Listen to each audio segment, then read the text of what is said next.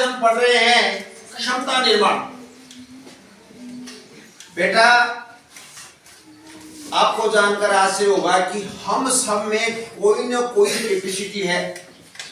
किसी में ज्यादा बोलने की कैपेसिटी है, किसी में बोझा उठाकर चलने की कैपेसिटी है, किसी में लड़ाई की करने की कैपेसिटी है, किसी में 1 घंटे 5 घंटे लगातार बैठकर पढ़ने की कैपेसिटी। सब में कैपेसिटी है।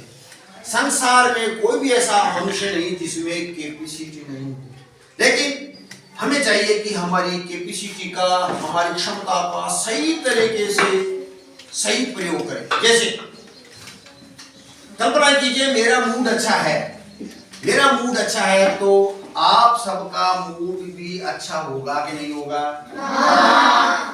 अगर मेरा मूड खराब है तो आपको मैं अच्छे से पढ़ा सकता हूं क्या? नहीं, क्योंकि मेरा मूड खराब है। तो हमें सबसे पहले अध्यापक को चाहिए कि वह अपने मूड को अपने पास रखे और जब विद्यालय में जाए तो मात्र बच्चों में बच्चे बनकर रहें, बच्चों के साथ अच्छा मूड रखें, बच्चों के साथ बनावटी बातें नहीं करें। क्योंकि आपको जानकर आश्चर्य होगा कि जिला कलेक्टर महोदय भी जब विद्यालय में आते हैं तो सबसे पहले वो किसको टच करते हैं? श्याम पट को, आपको। जिला कलेक्टर महोदय स्वयं भी अध्यापक बनना चाहते हैं। कभी आपने देखा कि जिला कलेक्टर महोदय किसी सरकारी अस्पताल में गए हो और उन्होंने पेशेंट को देखना शुरू कर दिया हो? नहीं, असंभव कार्य है। अध्यापक जो पद है हमारा, वो जो कद है हमारा समाज में, तारीफ के काबिल है। संसार का सबसे सर्वश्रेष्ठ जो पद है वो क्या है? अध्यापक है। अतः हमें चाहिए कि हमें क्या करना चाहिए? लोगों के बारे में, बच्चों के बारे में, समाज के बारे में अच्छी जानकारी बालकों से शेयर करें, विचार विमर्श करें।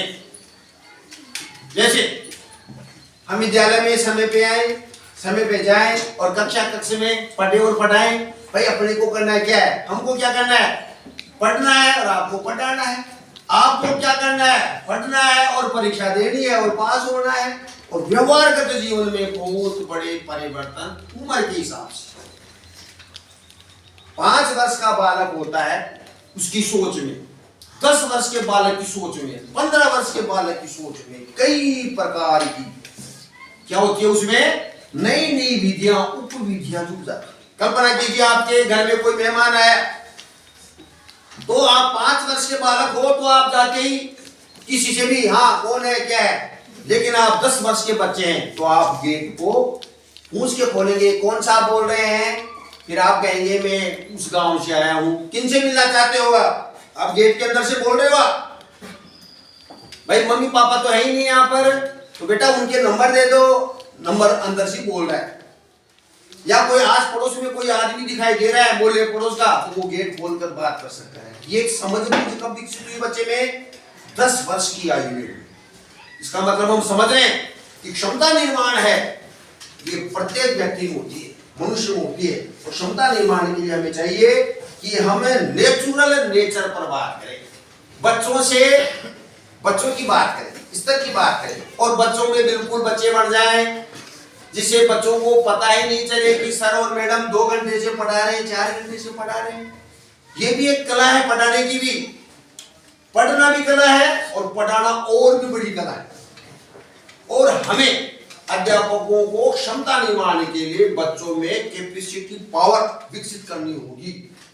5 घंटे, 2 घंटे, 3 घंटे हम कैसे बैठ सकते हैं? बच्चों को समझाएं, उनको बताएं कि बेटा अगर हम 1 घंटा सुबह और 1 घंटा शाम को विद्यालय के अलावा अध्ययन करते हैं तो हमारा न विषय के प्रति, अंग्रेजी गणित के विषय के प्रति नहीं, अपितु हमारी समाज के प्रति, माता पिता के प्रति भी हमारी जिम्मेदारी बढ़ेगी।